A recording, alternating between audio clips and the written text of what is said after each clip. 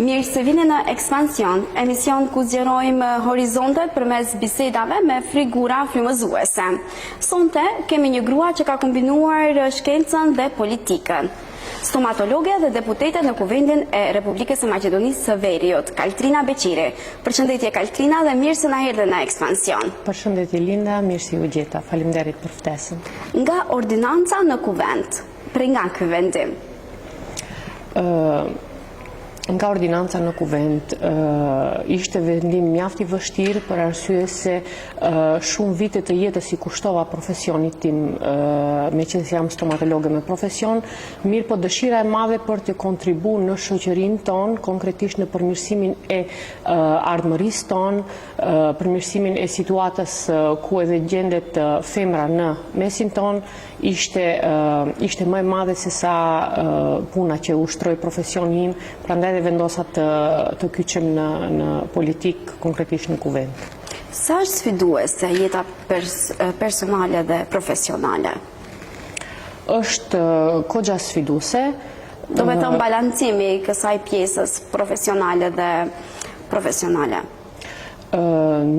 Balans të sakt nuk mund të gjejmë për arsye se asnjë nuk mund të balansosh të dy profesionet, mirë po mundohemi. Kemi shumë të vështirë, kemi sfida të paparashikueshme para, duke marrë parasysh atë pjesën se veç se jemi gra, jemi edhe nëna, jemi edhe bashkëshorte, ku na presin dhe shumë angazhime jashtë skenës politike. Mirë po mundohemi jap maksimumin nga vetja ime që të arri deri diku të bëj të përafërt një balans, domethënë ndërmjet të gjithë këtyre. A si gjen kohë për të gjitha këto? Juve si deputete, si nënë, si grua, domethënë vetë ta që është sfidë në vete, por sa është koha e mjaftueshme? Koha nuk është e mjaftueshme asnjëherë për të gjithë ato që don të arrish. Mirë po nëse ke vullnet, atëherë mendoj se duhet të japësh edhe maksimumin. Unë për vete nisi domethënë jap maksimumin tim si në skenën politike, që të arri edhe në shtëpi, edhe në pjesën profesionale, të kem kohë që të kushtoj edhe jetës profesionale, që kam profesionin tim, por edhe familjes time, konkretisht të fëmijëve të mi. Për çka ju mungon më shumë koha? Për familjen. Për familjen. Tash më keni bërë një rrugë të gjatë në pjesën profesionale. Më pas është edhe përkushtimi për familjen dhe fëmijët dhe aktiviteti i vazhdueshëm në politik. Sa janë sfiduese për një grua që të ketë sukses edhe në politik, po në njëjtën kohë edhe në këto tjerat profesione? Suksesi është gjithmonë aty nëse ti don të kesh sukses. Nëse punojsh vazhdimisht, japësh kontribut, japësh maksimumin me atë duke përmbushur domethënë me atë energjinë pozitive dhe dëshirën për të arritur suksesin, jam shumë e sigurt se çdo kush arrin aty dhe ku do të arrish. Është eceka edhe pak më herët është tetë sfiduese, për arsye se veç asaj pjesës skenës politike na pret edhe pjesa profesionale, edhe pjesa e mëmësisë në shtëpi, domethënë ku duhet të përkushtohen familjes. Sfidat janë të paparashikueshme, mirë po nëse ke vullnet të mirë, dëshiron, atëherë padyshim që arrish aty ku edhe e ke cakun të arrish. Kush është mbështetja juaj më e madhe në gjithë këtë rrugtim? Domethënë edhe në jetën profesionale dhe politike. Fillimisht në jetën profesionale mbështetje më të madhe kam pasur apo kam gjetur tek babi. Babin e kam me profesion stomatolog, i cili më ka shtyr, më ka motivu që gjithë ato vite të jetës që ja kushtoj profesionit tim, si gjatë studimeve, po edhe pas studimeve gjatë punës që e kam ushtru profesionin, ndërsa në pjesën politike, këto vite që jam angazhuar në skenën politike, mbështetje të pa kursyshme kam pasur faktikisht vetëm prej bashkëshortit, për të cilit jam dhe shumë falenderuese për këtë. Të merresh me politikë, sidomos në vendin tonë, është goxha e vështirë dhe duhet të takohesh me shumë njerëz dhe të ndash domethënë kohë nga koha jote dhe mund për të arritur për të dëgjuar domethënë edhe kërkesat e tyre. Por nga një këndvështrimi i gruas, si e shet ti dhe si mund të na përshkruash një fushat parazgjedhore?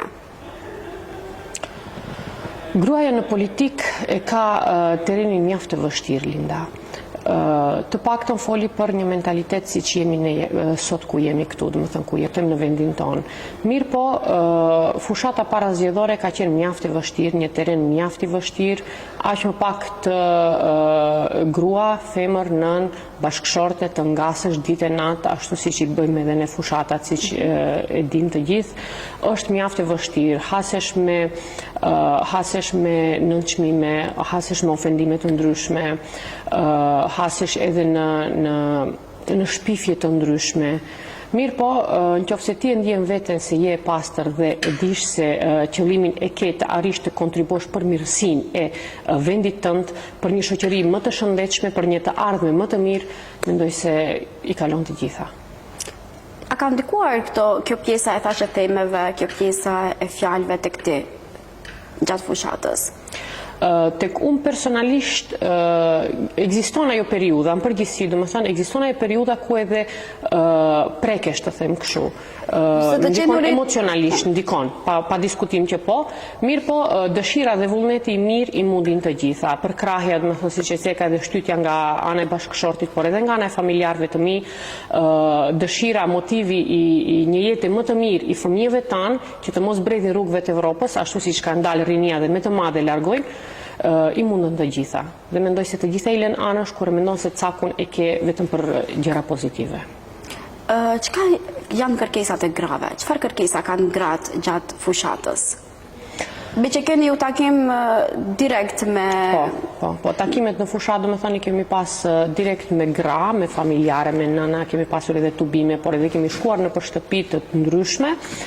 Kërkesa e grave të ne fatkeqësisht ende ekziston dhuna dhe përçmimi një femre në familje. Këto janë kërkesat kyçe, do të thonë mos shkollimi i femrës tek ne fatkeqësisht ende ekziston në disa familje rurale, por ekziston si defekt në shoqërinë tonë. Këto janë kërkesat që më së shumti në numër më të madh kemi hasur në takimin me gratë, me nënat ose në për shtëpitë e të cilave familje na kanë ftuar. Ne duhet të luftojmë këto fenomene negative në shoqërinë tonë, meqense gruaja apo femra është shtylla e një shoqërie të shëndetshme.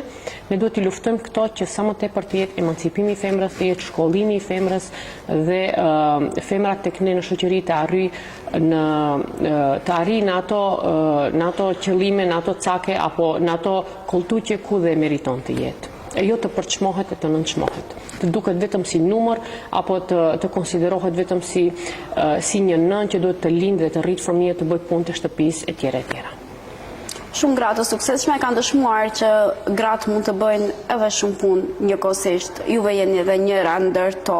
Për atë mesazh që ishte shumë i bukur dhe i mirë. Shpresoj që të marrin të gjithë gratë dhe të jenë inspiruese, të jemi inspirim për gjitha gratë që për momentin e ndjekin në këtë emision. Absolutisht, punojmë në këtë drejtim, domethënë që të jemi ashtu siç para neve kanë qenë gratë e veçuara inspirim për ne, edhe ne të mundohemi të bëjmë më të mirën dhe të jemi inspirim për gjeneratat e ardhshme.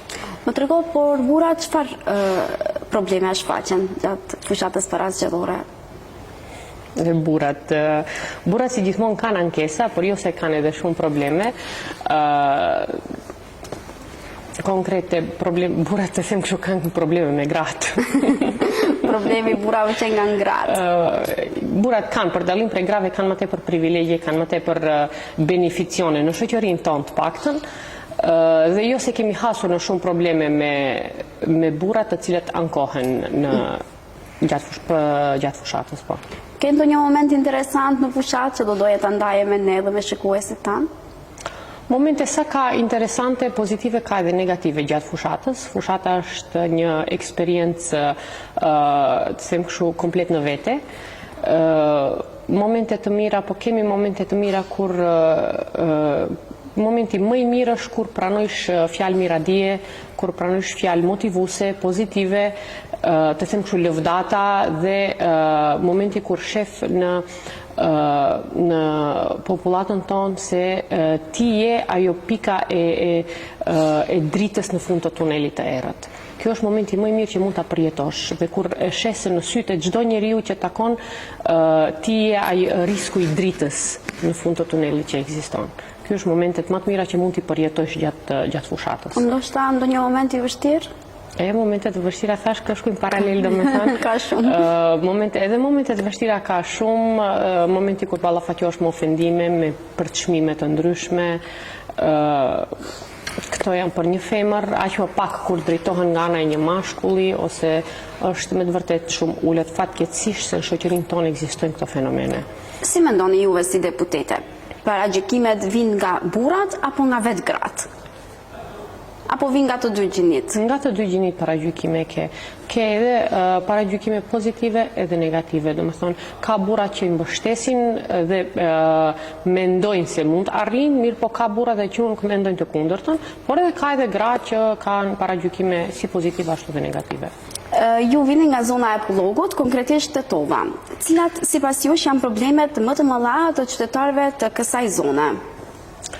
Problemet më të mëdha nga qyteti ku dhe vi unë në fillim të marrjes mandatit nga kryetari i tanishëm zoti Bilal Kasami, qyteti si qytet kishte probleme me të jashtë masi, domethënë me ujin e pishëm, me sistemin e ujrave të zeza, me rrugët, me infrastrukturën, me ndërtesën shkollat konkretisht si ato fillore dhe ato të mesme, ndërsa tani me mbështetjen për krahjen totalet edhe të qeverisë dhe të buxhetit qeveritar jo vetëm për komunën e Tetovës, por ajo është buxhet që është, domethënë, për krahje për të gjithë komunat në Republikën e Maqedonisë së Veriut. Ne e dim se sa ndryshime dhe ka bërë kryetari në këtë komunë. Kemi domethënë komplet sistem të ri të ujit të pishëm në Tetovë, komplet sistematizim të ujrave të zeza, konkretisht kanalizimeve në Tetovë. E dim se çdo ditë më tepër veç se asfaltohen rrugë të reja, hapen të them kështu kanale të reja të qarkullimit në Tetovë. Tetova frymon më lirshëm. Kemi ndërtime, kemi riparime të objekteve shkollore, kemi ndërtimin e fushave sportive, domethënë shkurt thjesht Tetova gjallëron dhe frymon pak më ndryshe. A kanë më shumë probleme që janë në kompetencat të pushtetit lokal ose qendror? Kompetencat shkojnë paralel, Linda, varësisht duke pasur parasysh se vitet e fillimit pushtetit lokal që kur e mur kryetari Bilal Kasami, kishte probleme për shkak se nuk kishte përkrahje nga pushteti qendror. Mirë po, siç e ceka dhe më herët, me ardhjen e Vlenit në qeveri, mbështetje ka, mund të them 99.9% nga pushteti qendror. Ne prandaj dhe kemi këto arritje që i gëzojmë sot, si ne, si fëmijët tanë. Tash gati një vit që jeni deputete në Kuvendin e Republikës së Maqedonisë së Veriut. Sa përqohet zëri i qytetarëve, sidomos i grave në kuvend? Zëri i femrës në politik është, deri tani nuk ka qenë i përquar, jo rastësisht edhe ishte si nxitje që të depërtoj në politikë, se duke pasur parasysh gjendjen ku gjendet femra jonë në shoqëri, statusin e femrës në shoqërinë tonë, ka qenë dhe është e vështirë të depërtosh në politikë. Mirë po, me ardhjen e qeverisë së re, para një viti jemi duke punuar në atë drejtim që zëri i femrës të depërtojnë në skenën politike, konkretisht në Kuvendin e Republikës së Maqedonisë së Veriut, ku dhe aty unë jam përfaqësuese e ndjej si obligim, si detyrë që të përfaqësoj zërin e femrës në kuvend. Me çka ballafaqohet gruaja më shumë në kuvend? Ballafaqimi i femrës në shoqërinë tonë është të them kështu gjithë përfshirës, me gjithë shka ballafaqohesh, me nënçmime, me përçmime, me ofendime të ndryshme, të ne ende femra shifet si të them kështu të shprehem çfarë bësh ti këtu, vendin e ke në shtëpi, të rrisësh fëmijët, obligimi yt është të edukosh fëmijët, të shkollosh fëmijët, edhe këtu përfundon të them karriera e një femre, e një gruaje apo një nëne. Fatkeqësisht që edhe pse punojmë në atë drejtim që të dalëm prej kësaj situate, mirë po është vështirë. Edhe pse mendoj që lloji prindërimi është i të dy palëve, si bashkëshortit edhe i bashkëshortës. Domethënë, të dy të duhet të ndihmojnë dhe të rrisin fëmijë të shëndosh. Përndryshe nuk do të kemi fëmijë të shëndosh. Absolutisht, përderisa edhe punon sot në këtë kohë, domethënë punoj si burri si gruaja, mirë po edhe prindërimi duhet të jetë i barabartë.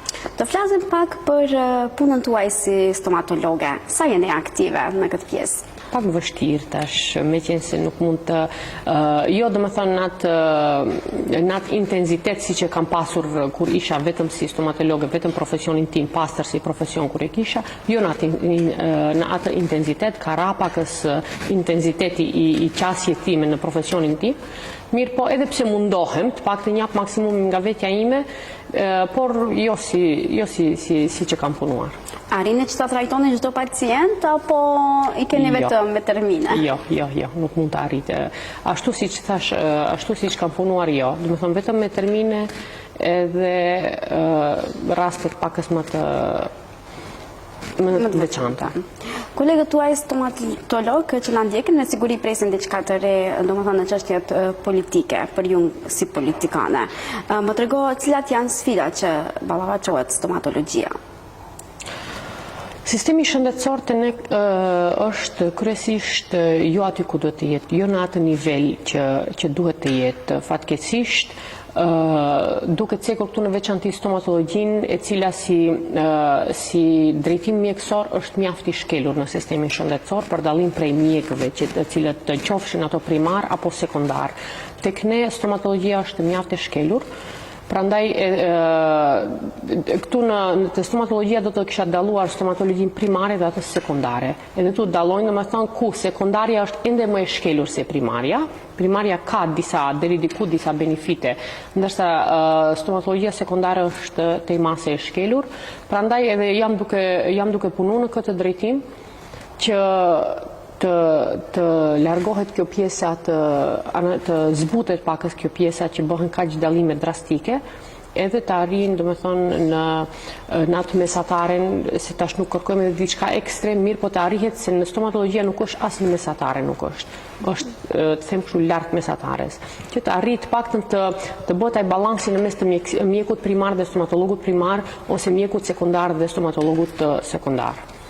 Kaltrina, më tregohet cili do të ishte mesazhi yt për gjithë ato vajza të reja që duan të jenë pjesë e politikës? Mesazhi im për vajzat e reja që duan të jenë pjesë e politikës është që të punojnë, vazhdimisht të punojnë, të lexojnë, të studiojnë, të japin maksimumin, të arrijnë të realizojnë ëndrat e tyre edhe mos ndalen para asgjëje. Jeta është e përmbushur me plot sfida nga më të ndryshmet. Mirë po, nuk do të jenë ato arsyeja e cila do t'ju stopoj apo do t'ju kthej mbas. Përkundrazi do të jetë një arsye edhe më e fortë që të shtyj të hecësh para dhe të arrish qëllimin aty ku e ke të arrish. Kjo është, mendoj se është mesazhi im që u drejtoj vajzave të reja konkretisht, të cilët në jetë nuk e dish, rrugët e jetës nuk e din se ku të shpihen. Mirë po nuk do të ndalesh para asgjëje. Shumë mesazh i bukur, shpresoj që të përqohet deri tek të gjitha ato djemë dhe vajza të reja. E thash në vajza. Absolutisht, meqense tereni për vajzat është pak më i vështirë se sa për djemtë. Kalojmë tani te disa pyetje blic, nga të cilat pres përgjigje blic edhe nga ana yte. Nëse sot duhet të vendosësh mes stomatologjisë dhe politikës, cilën do ta braktisje? Cilën do ta braktisja? Statusi im në politikë është permanent, Linda. Qëllimi im i kyçis në politikë është të kontribuoj për të mirën e shoqërisë tonë. Mirë, po ajo nuk do të thotë se është profesioni im. Profesioni im dhe vitet e jetës të cilit ja kam kushtuar stomatologjia. Dhe nuk besoj se do ta braktisja stomatologjin për asgjë. Politikani që i besoni? Politikani që i besojmë, tash të shprehem të bëhem pakës më lokaliste, është kryetari i Lëvizjes Besa, zoti Bilal Hasani. Por politikanet që nuk i besoni? Të gjithë të tjerët ose? Të gjithë të tjerët. Momenti më i vështirë në kuvent? Momenti më i vështirë në kuvent është ditët e para që deportova në kuvent, që shkela në atë objekt, ishin me të vërtet shumë sfiduese dhe ishin shumë të vështira. Adaptimi im në atë ambient. Edhe si e kete i kaluar? Më kanë ndihmu, domethënë kam pas përkrahje nga gjithë kolektivi që jemi aty, edhe dëshira ime për të dhënë kontributin maksimal, edhe pse ishte mjaft e vështirë ditët e para në kuvent, kisha një ambient komplet ndryshe nga ku edhe aty isha mësuar sa vite, mirë po kaloj, edhe ajo kaloj. Çka ose kush të nervozon më së shumti? Padrejtësia dhe mashtrimet. Kaltrina, faleminderit që ishe pjesë e ekspansionit dhe ndave historinë e tua frymëzuese për gjithë ata që na ndjekin. Uroj që të kemi rast të realizojmë edhe ndonjë intervistë tjetër. Shumë faleminderit Linda për ftesën fillimisht, kënaqësia ishte edhe imja dhe besoj në bashkëpunime të tjera të ardhshme. Faleminderit.